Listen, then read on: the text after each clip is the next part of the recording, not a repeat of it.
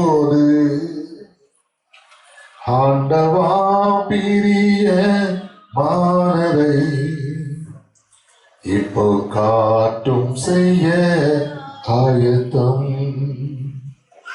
ஆண்டவா பிரிய மானதை இப்போ காட்டும் செய்ய ஆயத்தம். பேசும். ஜெபிப்போம்.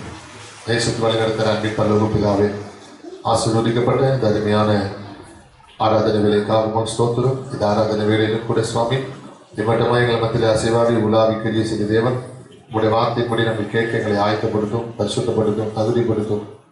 ஆசீர்வதி. இயேசுவின் நாமத்தில் ஜெபிக்கிறோம் பிதாவே, ஆமென். முன்னாலேயே சொல்லும் அல்லேலூயா, சொல்லும் அல்லேலூயா. தன்னுடைய நல்ல நாமம் மகிமைப்படுவதாக. இந்த நாளில் வேளையிலும் எபேசியர் புஸ்தகம், மனிதர்களுக்கு வெளிப்படுத்தின புஸ்தகம் 2ஆம் அதிகாரம் அதனுடைய 5ஆம் வசனத்தை நாம் வாசிக்கலாம். Book of Revelation chapter 2 verses 5. ஆகையால் என்ன நிலைமையில் விழுந்தாய் என்பதை நினைத்து மனம் திரும்பி ஆதியில் செய்த கிரிகளை செய்வாயாக. இல்லாவிட்டால் நான் சீக்கிரமாய் உன்னிடத்தில் வந்து நீ மனம் திரும்பாத பட்சத்தில் உன் விளக்கு தண்டை அதனிடத்தில் நின்று நீக்கி விடுவேன். அல்லேலூயா. ஆதியிலே செய்த கிரியை,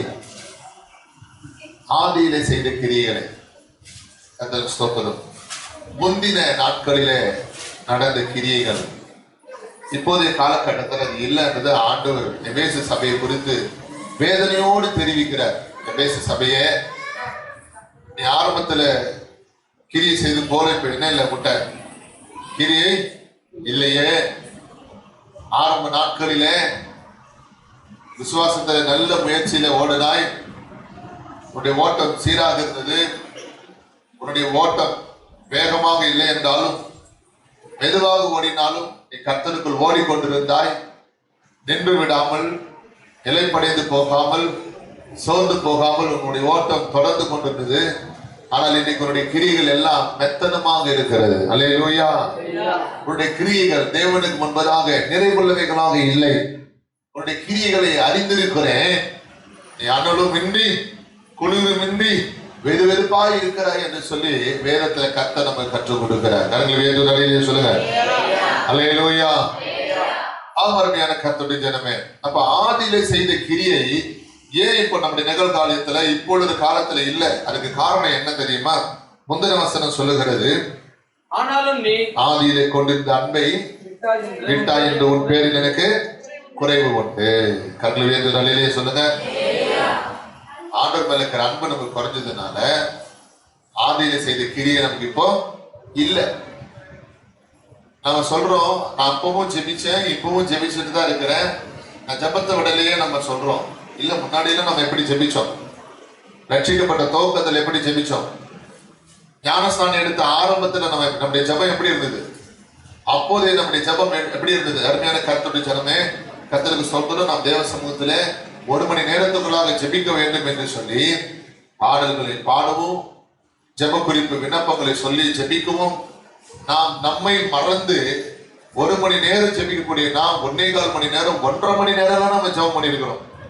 கண் விழித்து பார்க்கும்போது என்ன பண்ணுவோம்? 1 மணி நேரம் ஜெபிக்கணும்னு நினைச்சோம், ஆனா 1.25 மணி நேரம் ஜெபம் பண்ணோம். மனசு ரொம்ப நிறைவா சமாதானமா சந்தோஷமா இருக்குதுன்னு எவ்வளவு நாள் நம்ம சந்தோஷப்பட்டிருக்கிறோம். அல்லேலூயா. அப்ப என்ன காரணம்? உனக்கு அந்த நாட்களில ஆண்டவர் மேல அளவற்ற அன்பு உனக்குள்ள இருந்தது, அளவற்ற பாசம் உனக்கு இருந்தது. அன்பு நிலையிலே சொல்லுங்க. அதனால நேரம் போகிறது தெரியல, ஜெபத்துக்கான நேரம் போகிறது தெரியாம கர்த்தருடைய சமூகத்தில் அந்த அளவுக்கு ஊக்கமாக ஜெபித்தோம். ஆனால் இப்ப எப்படி நம்ம ஜெபிக்கிறோம்? கடிகாரத்தை பார்க்கிறோம், எப்போ 1 மணி நேரம் நம்ம ஜெபித்து கொண்டிருக்கும் போது 10 முறையாவது என்ன செய்யற மணியை திரும்பி திரும்பி பார்க்கிறோம், கடிகாரம் பார்க்கிறோம். டைம் ஆயிடுச்சா? 1 hour ஆயிடுச்சா? 1 hour ஆயிடுச்சா? சரி, இன்னைக்கு 3/4 மணி நேரம் ஜெபம் போதும், அடுத்த வாரம் 1/2 மணி நேரம் ஜெபம் போதும், நாளைக்கு ஜெபித்துக் கொள்ளலாம் 1/4 மணி நேரம் ஜெபம் போதும். உன்னுடைய ஜெபம் வர வர மெத்தன போக்காக மாறிவிட்டது. அனுகுரலையே சொல்லுங்க. நீ தேவனோடு கூட பேசுவதை குறைத்து கொண்டாய். அதனால ஆதியில கொண்டு அன்பை விட்டாய் என்று உன் பேரில் குறை உண்டு. ஆனா ஆண்டவருடைய குறை வெளிப்படுத்துற. நீ அன்பில் பூர்ணமா இல்லை, குறைவுள்ளவனாக இருக்கிறாய், குறைவுள்ளவனாக இருக்கிறாய். முன்பெல்லாம் உபவாசிக்கும் போது தண்ணி கூட குடிக்காம உபவாசித்த நாட்கள் உண்டு. அல்லேலூயா. அந்த உபவாச நாட்கள்ல எப்படி இருக்கணும், இதை எடுக்கணும், இதை எழுதக்கூடாது, இப்படிதான் இருக்கணும் அப்படிங்கிற உனக்குள்ள சில கட்டுப்பாடுகள், சில கோட்பாடுகள் இருந்தது, சில வரையறுப்புகள் உனக்குள்ள இருந்தது. ஆனால் இப்பொழுது நீ உபவாசிக்கும் போது அப்படிப்பட்ட ஒரு விசுவாசம் உனக்குள்ள இல்லை. அந்த உபவாச நாட்கள்ல கடைபிடித்த கிரியைகள் இப்போது உங்ககிட்ட இல்லை. முன்பெல்லாம் 1 மணி நேரம் நான் ஸ்டாப்பா என்ன செய்வோம், முழங்கால நிற்போம். கலையிலே சொல்லுங்க பார்க்கலாம். அப்ப நம்முடைய எண்ணங்கள் என்னவா இருந்தது, நம்மளை காட்டும் பெரிய பெரிய பரிசுத்தவான்கள் 5 மணி நேரம் தான் முழங்கால நின்று இருக்கிறாங்க. அட்லீஸ்ட் 1 மணி நேரமாவது நம்ம என்ன செய்யக்கூடாது, முழங்கால் பண்ணிடக்கூடாதா என்று முழங்கால நின்னோம்.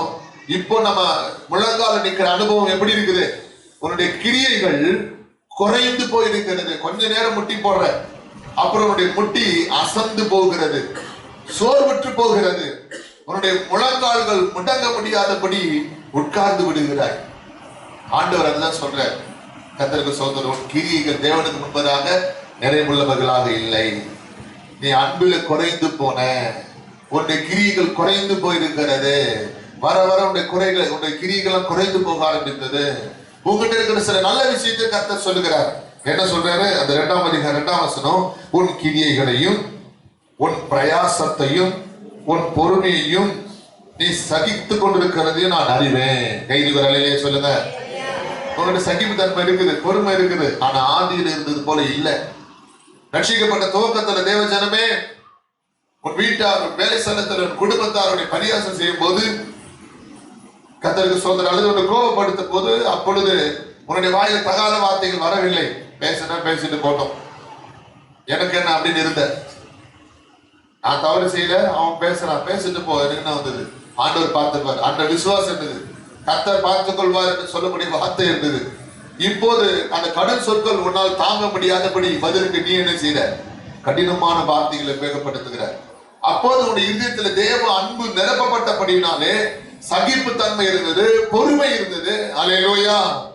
இப்ப அந்த பொறுமை இல்லை பாத்தீங்களா, அந்த நிதானம் இல்லை பாத்தீங்களா. ஆண்டவர் அல்லேலூயா சொல்லுங்க. தேவனை தான் விரும்புகிறார். அப்போ விசுவாசம் 5 அதிகாரத்தை நீ படிக்கக்கூடிய ஆள், ஒரு அதிகாரத்துக்கு மேல் நீ படிக்க மாட்டேன்ற. இப்போதெல்லாம் வாரத்தில் எத்தனை நாள் வேதத்தை நாம் படிக்கிறோம் என்று சொல்லி நிதானிப்போம். ஆனால் ஒரு சில நாட்களே அன்றி மற்ற நாட்கள் வேதத்தை நாம் திறப்பது கூட கிடையாது. ஆதியில செய்த கிரியைகளை திரும்பவும் செய்வாயாக. அல்லேலூயா. அந்த ஆரம்ப நாட்களின் அனுபவத்தை நீ இழந்து போயிருக்கிற, அந்த ஆரம்ப காலத்தினுடைய அனுபவத்தை நீ மறந்து போயிருக்கிற அருமையான சகோதரனே, சகோதரியே, உபவாச நாட்கள், அந்த நாட்களின் அனுபவத்தை மறந்து போயிருப்பாயானால், இழந்து போயிருப்பாயானால், இந்த நாட்களிலே கர்த்தரோடு சொல்லுகிறது என்ன, புதுப்பித்துக் கொள். அல்லேலூயா. நீ இழந்ததை திரும்பவும் பெற்றுக்கொள். திரும்பவும் நீ கர்த்தருக்குள்ள பலப்படணும். அல்லேலூயா.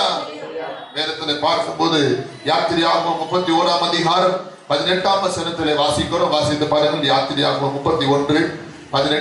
சீனாய் மலையில் மோசேயோடு பேசி முடித்த பின்பு தேவனுடைய விரலினால் எழுதப்பட்ட பலகைகளாகிய சாட்சியின் 2 பலகைகளை, கற்பலகைகளாகிய சாட்சியின் 2 பலகைகள் அவனிடத்தில் கொடுத்தார்.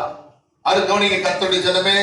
மோசே 40 நாள் உபவாசித்து சீனாய் மலையில ஏறி ஜெபித்துக் கொண்டிருக்கும் போது கர்த்தர் மோசேக்கு கற்பலகைகளாகிய சாட்சியின் பலகை 2 கொடுத்தார். அந்த 2 சாட்சியின் பலகையில ஆண்டவர் அவர் தன்னுடைய கை விரலினாலே அதுல 10 கட்டளைகளை எழுதி கொடுத்தார். கரங்கள் வேற்று அலையிலேயே சொல்லுங்க. நமக்கு தெரியும் இல்லையா, என்ன உனக்கு வேற தேவர்கள் உண்டாயிருக்க வேண்டாம், அவை நமஸ்கரிக்க வேண்டாம், அவைகளை சேவிக்க வேண்டாம், அப்படின்னு 10 கட்டளைகளை கர்த்தர் என்ன பண்றாரு, எழுதி கொடுக்கிறார். கர்த்தருக்கு ஸ்தோத்திரம். இந்த கட்டளைகளை வாங்கி கொண்ட மோசே பிறகு கர்த்தர் சொல்றாரு, மோசே, வணங்கா கழுத்துல ஜனங்க கீழே என்ன பண்ணிட்டு இருக்கிறாங்க, 6 பொற்கண்டு கொட்டி உண்டு பண்ணி அதுக்கு திருவிழா கொண்டாடிட்டு இருக்கிறாங்க. நீ உடனே கீழே போன சொன்னதுமே மோசே கோபம் கொண்டவன் ஆகி அந்த மலையிலிருந்து இறங்கி வரும் பொழுது தன் கரத்தில் இருந்ததான அந்த கற்பலகைகளை ஓங்கி அடித்து உடைத்து போட்டான். தேவ ஜனமே, நீ ஆண்டவரோடு கூட பண்ணின உடன்படிக்கை நீ உடைத்து போட்டிருக்கிறாய். ஆண்டவரோடு செய்த பொருத்தனையை நீ உடைத்து போட்டிருக்கிறாய். தேவனோடு செய்த தீர்மானத்தை நீ உடைத்து போட்டிருக்கிறாய். தேவனிடத்தில் சொன்ன வார்த்தையை நீ நிறைவேற்றாமல் அதை உடைத்து போட்டிருக்கிறாய். மோசே உடைத்து போட்டான். காரணம், கர்த்தருக்கு ஸ்தோத்திரம், அந்த ஜனங்கள் மேல இந்த கோபம். வணங்கா காலத்து ஜனங்கள் திடீர்னு என்ன பண்ண ஆரம்பிச்சுட்டாங்க, பொற்கட்டு குட்டியை வணங்கி அதுக்கு முன்பதாக ஆடல் பாடல் நடனம் குடித்து வெறித்து இருக்கிறார்களே என்கிற கோபத்தினால் அதை உடைத்து போட்டான். அந்த அனுபவத்தை எழுத போனான். அல்லேலூயா. அது எழுதப்பட்ட அந்த எழுத்துக்கள் எதற்கு சமானம் தெரியுமா? எதற்கு இணை தெரியுமா? அந்த எழுத்துக்கள், அந்த வார்த்தைகள். அந்த வார்த்தை யாரு? யோவான் 1ஆம் அதிகாரம் 1ஆம் வசனம் நமக்கு சொல்லுகிறது, ஆதியிலே வார்த்தை இருந்தது, அந்த வார்த்தை தேவனிடத்தில் இருந்தது, அந்த வார்த்தை தேவனா இருந்தது, அதனாலே கர்த்தர் ஆதியிலே செய்த கிரியைகளை செய்வாயாக சொல்றாரு. ஆதியிலே இந்த வார்த்தையை மோசே என்ன செஞ்சுட்டாரு? உடைச்சு போட்டார். அந்த அனுபவத்தை இழந்து போனார். அந்த ஆரம்ப நாட்களில் இந்த அனுபவத்தை மோசே இழந்து போனதுனால கர்த்தர் திரும்ப மோசே கிட்ட சொல்றாரு, 34ஆம் அதிகாரம் 1ஆம் வசனம், யாத்திரையாகமம் 34:1. கர்த்தர் மோசேயை நோக்கி முந்தின கற்பலைக்கு ஒத்து போகிற மாதிரி 2 கற்பலைகளை நீ என்ன பண்ணணும்? செஞ்சு எடுத்துட்டு வா. நீ உடைத்து போட்ட முந்தின பலகைகளில் இருந்த வார்த்தைகளை அவைகளில் எழுதுவேன். ஆமென். அல்லேலூயா. கர்த்தர் சொல்றாரு, எழுதுற வேலை மட்டும் தான் என்னது? கற்பலைகளை நீ தான் என்ன பண்ணணும்? செதுக்கி இழைச்சி எடுத்துட்டு வரணும். அப்ப முந்தின கற்பலைகளில் செதுக்கினது யாரு? கர்த்தர் அங்க செடி கொடுத்தார், மோசே கிடையாது. அல்லேலூயா. கர்த்தருக்கு ஸ்தோத்திரம். இவன் மோசே 2வது ஒரு 40 நாள் ஃபாஸ்டிங் போடுறார், தேவ சமூகத்தில் ஏறுகிறார். கர்த்தருடைய ஜனமே, இந்த 40 நாள் உபவாச ஜெபம் உன்னுடைய வாழ்க்கையை உன்னை புதுப்பித்துக் கொண்டிருக்கிறது. உன்னை மறுபடியும் தேவனோடு கூட இணைத்துக் கொண்டிருக்கிறது. நீ இழந்து போன அனுபவத்தை திரும்ப பெற்றுக்கொள்ள வேண்டும் என்பதுதான் தேவனுடைய வாஞ்சியாக இருக்கிறது. அதனாலதான் கர்த்தர் சொல்றாரு, ஆதியிலே செய்த கிரியைகளை திரும்ப செய்வாயாக. அப்படி நீ செய்யாமல் போனால் விளக்கு தண்டாகிய பரிசுத்த ஆவியை உன்னை விட்டு நீக்கி விடுவேன் என்று சொல்லி கரங்களை உயர்த்தி அல்லேலூயா சொல்லுங்க. அல்லேலூயா. கர்த்தருடைய ஆவி சவுலை விட்டு நீங்கினார். கர்த்தருடைய ஆவி யாரை விட்டு நீங்கினாரு? சவுலை விட்டு நீங்கினார். எப்போ ஆவியார் நீங்கினாரோ பொல்லாத ஆவி சவுலுக்குள்ள உட்பிரவேசித்தது. ஆமென். நல்ல பரிசுத்த ஆவியில நிரம்பி ஜெபிக்க முடியலன்னா உனக்குள்ள என்ன ஆவி இருக்குது? பொல்லாத ஆவி இருக்குது. பரிசுத்த ஆவியில நிரம்பி ஜெபிக்காத காரணம் என்ன? ஆதி அன்பு உனக்குள்ள இல்லை.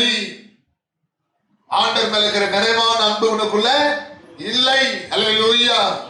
உனக்குள்ள தேவ அன்பு பூரணமா இருக்குமானால், தேவனுடைய அன்பு உனக்கு நிறைவாய் இருக்குமானால், 12 சீசர்களுக்கு இல்லாத ஒரு ஸ்லாக்கியம் யோவானுக்கு இருந்து யோவான் இயேசுவின் மார்பிலே சாய்ந்து கொண்டிருந்தவனாய் இருந்தார். ஆகவே யோவானுக்கு அன்பின் சீசர் என்று பெயர். தேவ அன்பு ஒன்று மாத்திரமே உன்னை தேவனோடு கூட நெருங்கி கிட்டி சேர்க்கிறது. தேவ அன்பினால் யோவான் நிரப்பப்பட்டது நிமித்தமாக வெளிப்படுத்தின புஸ்தகத்தை, வருங்காலத்தில் நடக்க போகிற மறைப்பொருளை, ரகசியத்தை யோவான் எழுதினார். ஆண்டவரே அல்லேலூயா சொல்லுங்க. அல்லேலூயா. தேவனுடைய அன்பு யோவானுக்குள்ளே அதிகமாய் வெளிப்பட்ட நிமித்தமாகவே அருமையான கர்த்தருடைய ஜனமே, பத்மு தீவிலே நாடு கடத்தப்படுவதற்கு முன்பதாக அந்த கொதிக்கிற கொப்பரையில போட்ட மாத்திரத்திலும் எண்ணெயில போட்ட மாத்திரத்திலும் இயேசுவை யோவான் மறுதலிக்கவே இல்லை. அல்லேலூயா சொல்லுங்க. அல்லேலூயா. ஆமென். அருமையான சகோதரி சகோதரி, அந்த அன்பு அவனை நெருக்கி ஏவனப்படினால மறுதலிக்கல. மாறாக அந்த பலவீனத்தின் மத்தியில கர்த்தர் பரலோக தரிசனங்கள் யோவானுக்கு கர்த்தர் வெளிப்படுத்தினார். அல்லேலூயா. அருமையான தேவ ஜனமே, சவுலை விட்டு கர்த்தருடைய ஆவியாளர் விலகினார். பொல்லாத ஆவியோனை கலங்க பண்ணிட்டு சவுலை விட்டு கர்த்தருடைய ஆவி விலகின காரணம் என்ன? சாமுவேல் வர வரையிலும் சவுல் காத்திருக்கவில்லை. ஊழியக்காரனுக்கு சவுல் என்ன பண்ணல? காத்திருக்கவில்லை. ஊழியக்காரன் செய்யக்கூடிய பணியை சவுல் தான் கையில எடுத்தான், துரிகரமா செயல்பட்டான். அதனால்தான் முதலாவது ராஜ்யபாரமும் கர்த்தருடைய ஆவியும் சவுலை விலகுவதற்கு அது முதல் காரியமாக இருந்தது. ஊழியக்காரனுக்கு கீழ்ப்படியல. கைதிகளே சொல்லுங்க, சத்தமா சொல்லுங்க. அல்லேலூயா. கர்த்தர் நம்முடைய சபைக்கு, நம்முடைய ஊழியத்துக்கு, நமக்கு கொடுத்த ஊழியக்காரருக்கு நம்ம என்ன செய்யணும்? சத்தமா சொல்லுங்க, என்ன செய்யணும்? கீழ்ப்படியணும். இவர் சொல்றதை நான் செய்யணுமா? இவர் போட்ட சட்டத்தை நான் கேட்கணுமா? இவர் கோடை பிரிச்சா நான் தாண்டக்கூடாதா? இவர் யார் எனக்கு சொல்றது? என் இஷ்டம், நான் வந்தா வருவேன், வரலன்னா வரமாட்டேன். இவர் ஒண்ணு எனக்கு சொல்றது அவசியம் எனக்கு இல்லை அப்படின்னு நினைக்க கூடாது. கைது ஒரு அலையிலே சொல்லுங்க பார்க்கலாம். சத்தமா சொல்லுங்க, அல்லேலூயா. ஊழியக்காரர் யார் தெரியுமா? ஆவிக்குரிய தகப்பன். நன்றாக தெரிந்து கொள்ளுங்க. ஊழியக்காரன் கண்டிக்கிறது நீ ஏத்துக்கணும். தாவீது சொல்லும் போது சொல்றாரு, நீதிமான் என் தலை குட்டுவது அது எனக்கு என்னவா இருக்குமா? எண்ணெய் போல இருக்கும், அது என் தலை அல்லல் தட்டுவதில்லை. கரங்களை சொல்லுங்க. ஊழியக்காரன் உன்னை கண்டிக்கிறாங்கன்னா, உன்னை ஒரு அடி கூட அடிக்கிறாங்கன்னா, அது ஏத்துக்கூடிய மனப்பக்குவம் எனக்கு இருக்கணும். ஆமென். என்னுடைய நல்லதுக்காக, என் மேல வச்சிருக்கிற அன்புக்காக தான் என்னை கண்டிக்கிறாங்க. என் மேல உரிமை இருக்கிறதுனால தான் அவங்க என்ன பண்றாங்க, என்ன கண்டிக்கிறாங்க. கண்டிக்காத ஏலி, 1 சாமுவேல் புஸ்தகத்தில் ஏலியை குறித்து சொல்லப்பட்டிருக்கிறது. ஏலி தன் மகன்களை கண்டிக்காமல் விட்டு விட்டான். அவர்கள் செய்கிற அக்கிரமத்தை அவன் கண்டு காணாதவனாயிருந்தான். ஏலி தன் மகன்களை சரியாக வளர்க்காத நிமித்தமாக தேவனுடைய நியாய தீர்ப்பு ஏலியின் மேலும் ஏலியின் குடும்பத்தின் மேலும் வந்தது. அன்மையான கர்த்தருடைய ஜனமே, இன்னைக்கு கர்த்தருக்கு ஸ்தோத்திரம். ஏலியை போல உங்க பிள்ளைகளை நீங்க வளர்க்கக்கூடாது. நீங்க வீட்டுல உட்கார்ந்து படிச்சு பாருங்க. 1 சாமுவேல் 1 அதிகாரத்துல 4 அதிகாரம் இருக்கு. நீங்க படிச்சு பார்த்தீங்கன்னா, ஏலி தன் மகன்கள் செய்த அக்கிரமத்தை, தவறை ஒரு நாள் அவர் என்ன செய்யல, கண்டிக்கவே இல்லை. அப்படின்னா தன் பிள்ளைங்க இஷ்டத்துக்கு ஏலி விட்டுட்டாரு. நிகழ்காலத்துல நீ ஒரு ஏலியா இருக்காரு. உன் பிள்ளை இஷ்டத்துக்கு முடிவு வெட்டானா எப்படியாவது விட்டு போடான்னு விட்டார. உன் பிள்ளை ஏதாவது அடம் பிடிச்சி, அப்பா எனக்கு இது வேணும், எனக்கு இதுதான் நீ வாங்கி தரணும் அடம் பிடிச்சானா, நீ அவனை கண்டிக்காம வளர்க்கிறேன்னு அர்த்தம். என் பிள்ளைய கண்டிச்சா அல்லது என் மகளை கண்டிச்சா, ஏதாவது தவறான முடிவு எடுத்துக்கிட்டா, ஏதாவது தப்பான வழியில போயிட்டா, நான் என்ன பண்றது நினைக்காத. நீ கண்டிக்கணும். பிள்ளையை பிறப்பினால் அடித்தால் அவன் சாதான். நீ அடிக்க வேண்டிய வயசுல நீ அவனை அடிச்சு வளர்க்காம போகும்போது கடைசி வரைக்கும் அவன் திருந்தவே மாட்டான். அல்லேலூயா. ஏலி அப்படி தன் பிள்ளைகளை கண்டித்து வளர்க்காத நிமித்தமாக, தன் பிள்ளைகள் செய்கிற தவறை குறித்து அவன் நிர்விசாரமாக இருந்தபடினாலே இஸ்ரவேலிலே நடந்த யுத்தத்திலே ஏலியின் குமாரர்கள் 2 பேரும் செத்து போனார்கள், அடித்து போனார்கள். தேவனுடைய மகிமை இஸ்ரவேலை விட்டு நீங்கி போயிட்டு உடன்படிக்கை பெட்டியை திருடிட்டு போயிட்டாங்க. பெலிஸ்தர் கரங்களில் உடன்படிக்கை பெட்டி போனது. வேதனை தாழ முடியவில்லை ஏலிக்கு. காரணம், கர்த்தருக்கு ஸ்தோத்திரம், கண்டிப்பை தன் குடும்பத்திலே அவன் கொண்டு வரவில்லை. தன் பிள்ளைகள் மேல் கண்டிப்பை அவன் கொண்டு வரவில்லை. கண்டித்த தன் பிள்ளைகளை வளர்க்காத நிமித்தமாக தேவனுடைய தீர்ப்பு தேவனுடைய வீட்டிலே துவங்கும் என்று சொல்லப்பட்ட வேத வாக்கியத்தின்படி ஏலியின் வீட்டின் மேல் தேவனுடைய நியாய தீர்ப்பு வெளிப்பட்டது. அருமையான காரணங்களில் கர்த்தருடைய ஜனமே, இன்னைக்கு நம்முடைய பிள்ளைகள் எப்படி நாம் வளர்க்கிறோம்? தேவனுக்கு ஏற்ற சிக்ஷையில் வளர்க்கிறோமா? தேவனுக்கு ஏற்ற போதனை வளர்க்கிறோமா? இன்னைக்கு உன் பிள்ளை ஃப்ரெண்ட்ஸ் தான் விட்டு வச்சிருக்கிறான், நீ கண்டு காணாம இருக்கிற. உன் மக ஜீன்ஸ் பேண்ட் போடுறா, டைட் ஃபிட் ட்ரெஸ் போடுறா, நீ உன் பிள்ளைய மகளை கண்டிக்காம விட்டு வச்சிருக்கிற. இன்னைக்கு நீ செய்யற மகள் நாளைக்கு என்ன செய்ய மாட்டான் நிச்சயம். உன் மகன் மூக்குத்தி போடுறான், திருவாணி போடுறான். பெண்கள் உடுத்துகிறதே ஆண்கள் அணியக்கூடாது என்று சொல்லப்பட்டிருக்கிறது. நினைவு கூறாமல் இருக்கிறது என்ன? ஆண்கள் உடுத்துகிறதை பெண்கள் தரிக்கல் ஆகாது என்று சொல்லி வேறு வாக்கியம் சொல்லிக் கொடுக்கிறது. நினைவு கூறாது இருக்கிறது என்ன? தலை முடியவர்கள் கத்தரிக்க ஸ்தோத்திரம் இவ்விதமாக என்ன செய்யக்கூடாது, கத்தரிக்க கூடாது பைபிள் எழுதப்பட்டிருக்குது. உன் பிள்ளைகளுக்கு ஏன் நீ சொல்லிக் கொடுக்கல? ஏன்? கண்டிக்கக்கூடிய வயசுல நீ கண்டிக்காம போயிட்ட. அவங்களுக்கு வசனத்தை சொல்லிக் கொடுக்க வேண்டிய, கண்டிப்புள்ள உபதேசத்தை சத்தியத்தை சொல்லிக் கொடுக்க வேண்டிய நேரத்தை நீ தவறி விட்டாய். அல்லேலூயா. தேவனுடைய நியாயத்திற்கு வெளிப்பட்டாரு. கர்த்தருக்கு ஸ்தோத்திரம் விட்டுட்டாரு. அன்றைய சொல்லுங்க பார்க்கலாம். அல்லேலூயா. சவுல் கர்த்தருடைய கண்டிப்பு, ஊழியக்காரன் கண்டிக்கும் போது அவன் என்ன செய்யல, ஏத்துக்கல. சாமுவேல் வர வரைக்கும் சவுல் காத்திருக்கவில்லை. அவன் உரிமை எடுத்துட்டான்.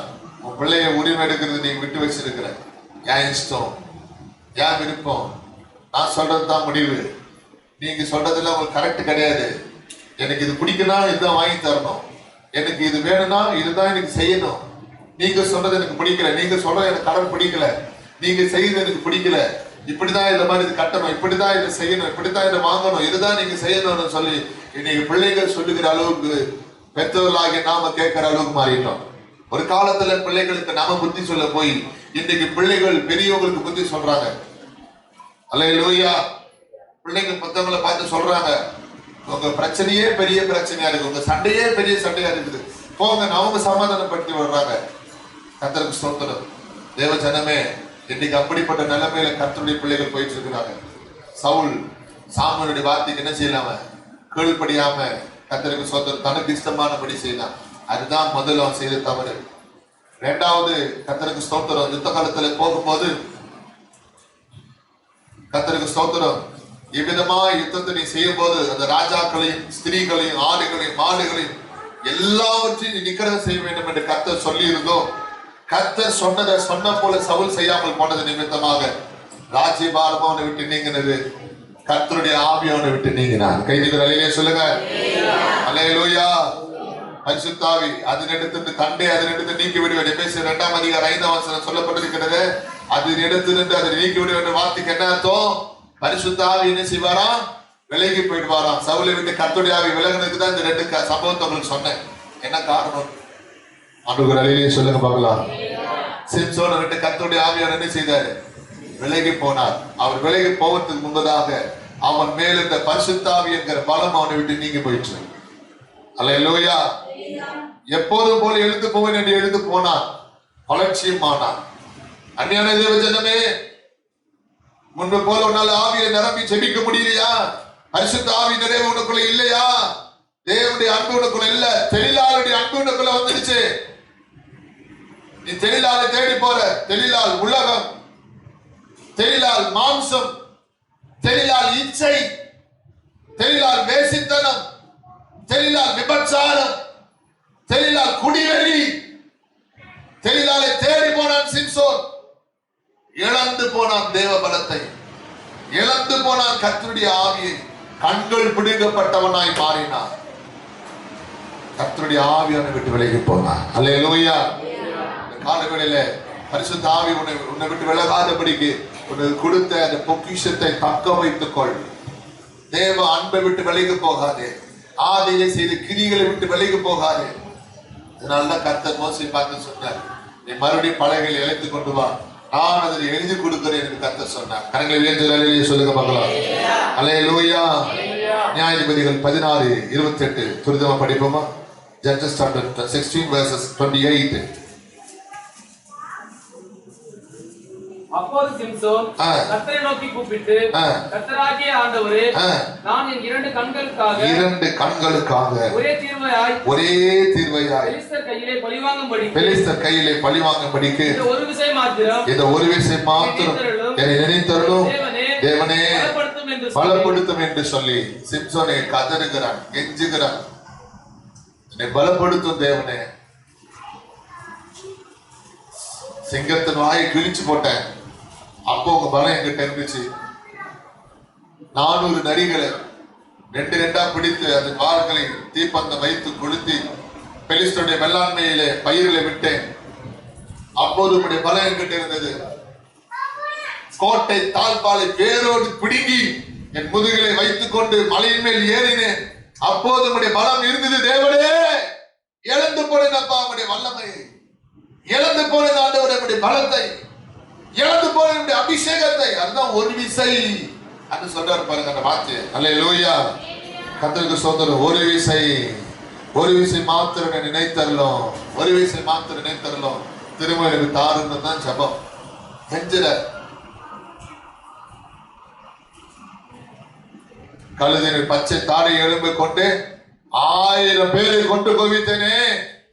அந்த மகாபலம் என்கிட்ட இல்லையே, இழந்து போனனே. புது கயிறுகளால் கட்டும்போதை அறுத்து போட்டனே. என் தலைமுடிகளை ஆணிகள் வைத்து அடிக்கும் பொழுது பெயர்த்து கொண்டு வந்தனே. அந்த பலம் எங்கே ஆண்டவரே? கேளுங்க. இன்னைக்கு நம்ம ஜெபம் பண்ண போறோம். சிம்சோன் கேட்டு ஜெபிச்சாம நம்ம கதறி ஜெபிக்க போறோம். ஆண்டவர்கிட்ட கெஞ்ச போகிறோம். எங்கப்பா என்னுடைய ஆதி அபிஷேகம்? இழந்து போனேன், இடம் கொடுத்த தவறுதான். ஆனா திரும்ப நான் புதுப்பித்துக் கொள்ள விரும்புற ஆண்டவரே, திரும்ப என்ன உயிர்ப்பியும் ஆண்டவரே, திரும்ப அந்த அபிஷேக நிறைவே எனக்கு தாரு ஆண்டவரேன்னு சொல்லி கெஞ்ச போறோம். ஆண்டவர்கிட்ட போராட போறோம். கர்த்தர் நிச்சயமாகவே அவனுக்கு நினைத்தருளி திரும்பவும் கர்த்தர் அவனுக்கு தரவல்லவராக இருக்கிறார். அல்லேலூயா சொல்லுங்க, அல்லேலூயா. எழுந்து நிற்போமா? எல்லாரும் எழுந்து நின்று கர்த்தரை முன் இந்த அருமையான கால வேளையில இந்த பந்தியில நம்மை கர்த்தருடைய கரத்தில் ஒப்பு கொடுத்து thank you Jesus. Glory be to God. கர்த்தரை நோக்கி நான் பார்க்க போகிறோம். சிம்சோன் முறையிட்டது போல, கெஞ்சி ஜெபித்தது போல எனக்கு நீங்களும் நான் ஆண்டவர்கிட்ட கெஞ்ச போறோம். அப்பா என்னை பலப்படுத்தும். எல்லா கண்களை முடிச்சோம் போனோமா, என்னை பலப்படுத்தும் ஆண்டவரே, என்னை பலப்படுத்தும் ஆண்டவரே, என்னை பலப்படுத்தும் தகப்பனே. எல்லா கேள்வி கண்களை முடி ஒவ்வொரு தேவ சமூகத்தும் ஊக்கத்தோடு கூட இயேசுவே என்னை பலப்படுத்தும், பலப்படுத்துங்கப்பா. சிம்சோன் கேட்ட எல்லா கண்ணோடு எல்லா கண்களையும் பலப்படுத்துகிறவர் கர்த்தர். இழந்து போன பலத்தை திரும்பவும் தருகிறவர், இழந்து போன அபிஷேகத்தை திரும்பவும் தருகிறவர், உன்னை உயிர்ப்பிக்கிறவர், உன்னை புதுப்பிக்கிறவர், உன்னை மறுபடியும் அவருடைய பிரசனத்தினாலே கர்த்தருடைய நிரப்பிக் கொண்டிருக்கிறாரே. இந்த காலை வேளையில் உன்னை பலப்படுத்துகிற தேவன் தாமே உன்னை உயிர்ப்பிக்க வல்லவராயிருக்கிறார். நீ என்ன நிலைமையில விழுந்தா என்பதை நினைத்து மனம் திரும்பு. நீ என்ன நிலைமையில விழுந்தா என்பதை நினைத்து மனம் திரும்பு. மறுபடியும் புதுப்பிக்கப்பட ஒப்புக்கொடு. மறுபடியும் ஆவிக்குரிய வாழ்க்கை உயிர்ப்பிக்கப்பட ஒப்புக்கொடு. நீ மறுபடியும் கர்த்தரிடத்துல கிட்ட சேரும்படி உன்னை ஒப்புக்கொடு. அருமையான சகோதரனே, அருமையான சகோதரி, இந்த காலவெளியில் ஒப்புக்கொடு. கர்த்தருடைய புதுப்பிக்க விரும்புகிறார், கர்த்தருடைய உயிர்ப்பிக்க விரும்புகிறார், கர்த்தருடைய பரிசுத்தப்படுத்த விரும்புகிறார். அவருடைய பரிசுத்த ரத்தம் உன்னை கழுவ விரும்புகிறது. அவருடைய சிலுவையின் ரத்தம் மேல் இறங்க விரும்புகிறார். அவருடைய கல்வாரி ரத்தத்தினால் என்னை பரிசுத்தப்படுத்த விரும்புகிறார். உன் ஆவி ஆத்மா சரீரத்திலே கர்த்தருடைய விடுதலையாக்க விரும்புகிறார். ஒரு பிரதிஷ்டையின் ஜீவித்துக்குள்ள நீ வா, ஒரு தீர்மானம் உள்ள வாழ்க்கையில வா, ஒரு பொருத்தனை அனுபவத்துக்குள்ள வா. ஓ, நீ எதை இழந்து போனாயோ திரும்ப பெற்றுக்கொள்ள ஒப்புக்கொடு. அந்த ஆதி அபிஷேகத்தை, அந்த ஆதி கிரியைகளை, அந்த ஆதி அன்பு திரும்பவனுக்குள்ளே கடந்து விடும்படியாய் ஒப்புக்கொடு. அருமையான சகோதரனே, ஒப்புக்கொடு. அருமையான சகோதரியே, தேவனுடைய பரிசுத்தப்படுத்த விரும்புகிறார். அவருடைய கல்வாரி ரத்தம் மேல் இறங்கி வரப்போகிறது. அவருடைய சிலுவை ரத்தம் மேல் இறங்கி வரப்போகிறது. கர்த்தருடைய நீதிமானை மாற்றுகிறவர், உன்னை விடுவிக்கிறவர், உன்னை பரிசுத்தப்படுத்துகிறவர், அவருக்கு பிரியமான சந்ததியாய் கர்த்தருடைய மாற்ற விரும்புகிறார். எல்லாரும் கரங்களை தட்டி பரிசுத்தாவியானவரே திரும்ப ஒரு விஷயத்தை பலப்படுத்தும். ஒவ்வொரு வாயை தந்து சொல்லுமா, பரிசுத்தாவியானவரே என்னை பலப்படுத்தும், தேவனே பலப்படுத்தும். ஒவ்வொரு கண்களை கொண்டு வாயை திறந்து உள்ளத்தை நாளை திறந்து எல்லாரும் ஒவ்வொரு சொல்லும் பலப்படுத்தும் ஆண்டவரே, பலப்படுத்தும் தேவனே. இதை ஒரு விஷயம் நினைத்தரலும், பலப்படுத்தும், பலப்படுத்தும். பரிசுத்தாவி பலப்படுத்துவீராக, பரிசுத்தாவி பலப்படுத்துவீராக. சிம்சோன் கதறி ஜெபித்தது போல இன்றைக்கு நாங்கள் கெஞ்சி ஜெபிக்கிறோம். ஆண்டவரே பலப்படுத்தும், பலப்படுத்தும், பலப்படுத்தும் தேவனே, பலப்படுத்தும் ஆண்டவரே, பலப்படுத்துங்கப்பா. ஒரு விஷயம் பலப்படுத்துவீராக, ஒரு விஷயம் இறக்கமான பெரியதாக, கிருபையான பெரியதாக தயவு செய்வீராக. பலப்படுத்தும், பலப்படுத்தும், பலப்படுத்தும், பலப்படுத்தும், பலப்படுத்தும். பரிசுத்தாவி பலம் இறங்கட்டும், பரிசுத்தாவி வல்லம் இறங்கட்டும், பரிசுத்தாவி ஒவ்வொரு தொடுவீராக. வீட்டிக்கிற வல்லம் இறங்குவதாக, பின்னாடி வல்லம் இறங்குவதாக. Glory, glory, glory, glory, glory, glory, glory, glory, glory, glory, glory, glory, glory.